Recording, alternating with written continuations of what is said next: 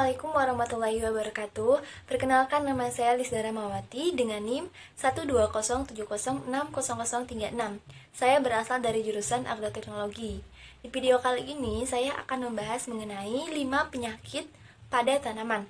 Nah, video ini saya buat untuk memenuhi ujian akhir semester Praktikum Ilmu Hama dan Penyakit Tanaman yang diampu oleh Bapak Eplin Firmansyah, SPMSI. Nah, langsung saja kepada pembahasannya.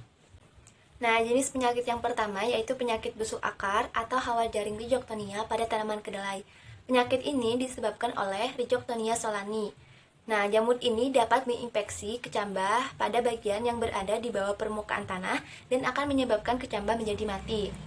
Gejala pada penyakit ini yaitu pada kecambah biasanya berwarna coklat hingga kemerahan pada bagian pangkal batang dan juga akar. Selain itu, jamur ini juga dapat menginfeksi tanaman kedelai pada usia dewasa, yaitu menyerang bagian batang, akar, daun, dan juga polong. Nah, jamur ini juga dapat berkembang biak sehingga akan menyebabkan batang kedelai menjadi keriput dan tanaman kedelai akan menjadi mati. Perkembangan patogen ini yaitu pada tanah yang hangat dan juga tanah pasir yang lembab. Biasanya suhunya sekitar 28-32 derajat Celcius. Infeksi patogen ini dapat meningkat apabila tanah memiliki kandungan nitrogen yang tinggi. Dan patogen ini dapat bertahan hidup pada bahan organik dengan cara membentuk sklerotia.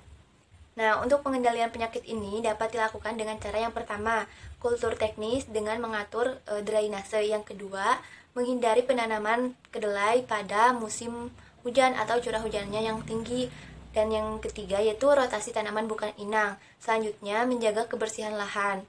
Kemudian dapat dilakukan dengan pengendalian kimiawi, yaitu menggunakan fungisida yang berbahan aktif karboksil, dan pengendalian hayati dengan menggunakan jamur antagonis dari golongan Trichoderma.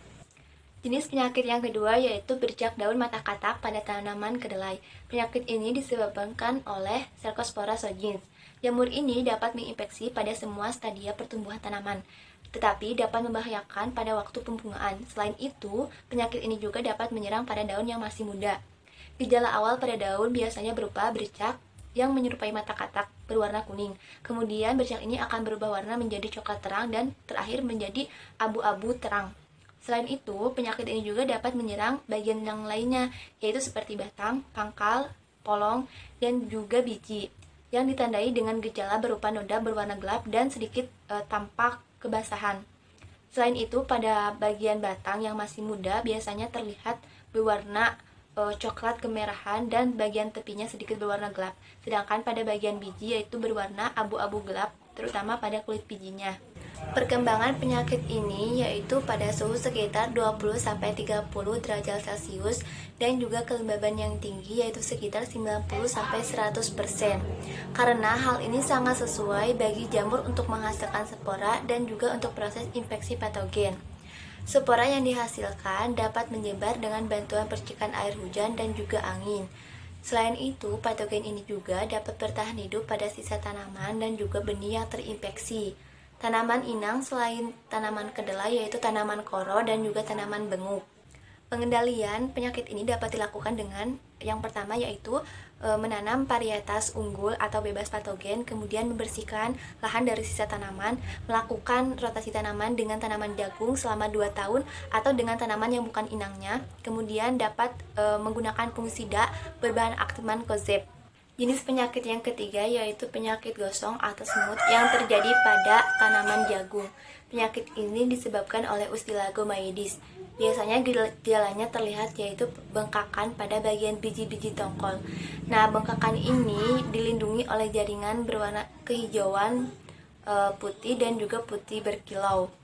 Bengkakan ini bagian dalamnya terlihat gelap dan akan berubah menjadi massa tepung yang berwarna coklat kehitaman berupa spora. Nah, bengkakan ini jika matang ukurannya dapat mencapai 15 cm, sedangkan pada bagian daun mencapai 1,5 cm dan akan tetap mengeras dan juga kering dan tidak akan pecah. Selain itu, penyakit ini juga dapat menyerang pada semua bagian tanaman yang disebabkan oleh Teliospora, yaitu spora yang dihasilkan oleh patogen ini. Teliospora ini dapat bertahan hidup lebih lama pada lingkungan yang kurang baik karena memiliki dinding sel yang tebal. Dan kerusakan yang terjadi akibat penyakit ini yaitu sekitar 15%.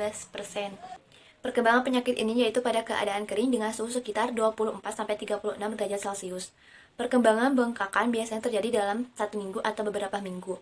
Pemupukan nitrogen, kerusakan tanaman akibat angin atau curah hujan, dan juga pemotongan bunga jantan dapat meningkatkan intensitas serangan penyakit. Penyakit ini lebih sering ditemukan di dataran tinggi dibandingkan di dataran rendah.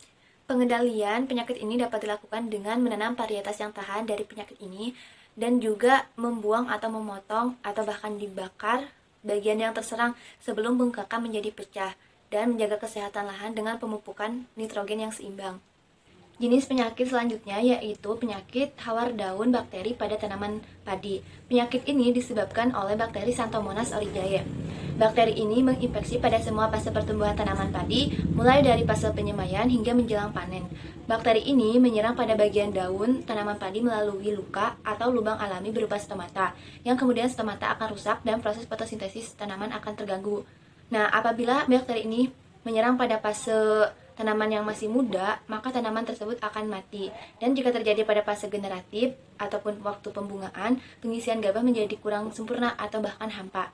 Gejala awal pada fase pertumbuhan biasanya tanaman akan menjadi layu dan akan mati atau disebut dengan kresek. Gejala ini biasanya diawali dengan tepi daun yang berwarna keabu-abuan hingga semakin lama semakin mengering. Kerugian yang dicapai akibat dari penyakit ini yaitu sekitar 50-70%. Perkembangan penyakit ini atau bakteri ini yaitu pada kelembaban yang sangat tinggi, dan penyakit ini sering timbul pada saat musim hujan. Selain itu, pemupukan nitrogen dengan dosis yang tinggi dan tidak diimbangi dengan pupuk kalium akan meningkatkan bakteri ini untuk menyerang, dan juga tanaman akan rentan untuk terinfeksi oleh penyakit hawar daun bakteri. Pengendalian penyakit hawar daun bakteri dapat dilakukan dengan teknik budidaya, seperti menanam tanaman ataupun benih yang sehat dan juga bibit yang sehat. Selanjutnya yaitu cara tanam tanaman padi dengan sistem legowo dan juga pengairan yang berselang, dan melakukan sanitasi lingkungan. Selain itu, yang paling penting adalah pemupukan nitrogen dan juga kalium yang seimbang dengan tidak menggunakan dosis nitrogen yang terlalu tinggi. Dan pencegahan dapat dilakukan dengan menanam varietas yang tahan penyakit hawar daun bakteri, terutama di daerah endemik. Jenis penyakit yang terakhir yaitu busuk buah pada tanaman kakao yang disebabkan oleh jamur Phytophthora palmipora. Gejala serangan biasanya tampak pada buah kakao berupa bercak coklat kehitaman yang dimulai dari ujung atau pangkal buah dan akan benar-benar menjadi hitam sekitar 14 hari. Selain itu, jaringan internal termasuk biji akan mengkerut dan membentuk mumi yang merupakan sumber utama bagi infeksi busuk buah. Jamur ini dapat menghasilkan miselium yang berwarna putih yang akan tampak pada permukaan buah yang terinfeksi dan akan menjadi lebih padat pada fase perkembangan penyakit. Penyakit ini menyerang pada semua fase pertumbuhan tanaman kakao. Selain itu, penyakit ini juga menyerang pada bagian batang, bunga, dan juga bagian tunas. Pada fase dewasa dan juga bibit akan menyebabkan penyakit hawar daun. Selain itu, kerugian yang dicapai akibat penyakit ini dapat mencapai 50%. Perkembangan penyakit ini yaitu pada keadaan kelembaban yang tinggi dan juga curah hujan yang tinggi. Penyakit ini dapat bertahan pada buah yang sudah terinfeksi. Penyakit ini menyebar melalui sporangium yang terbawa oleh angin atau terpicik oleh air hujan. Pengendalian penyakit ini dapat dilakukan dengan cara memotong cabang atau ranting yang terinfeksi lalu dibakar. Kemudian dapat dilakukan dengan mengelola kebun agar penyebaran penyakit tidak terjadi karena teknik budidaya yang tepat.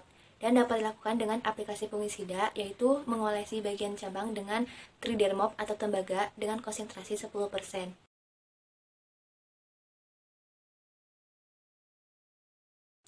Nah, itulah tadi 5 penyakit pada tanaman yang sudah saya jelaskan. Mohon maaf apabila ada kesalahan dan kekurangan dalam pengucapan. Sekian dan terima kasih. Wassalamualaikum warahmatullahi wabarakatuh.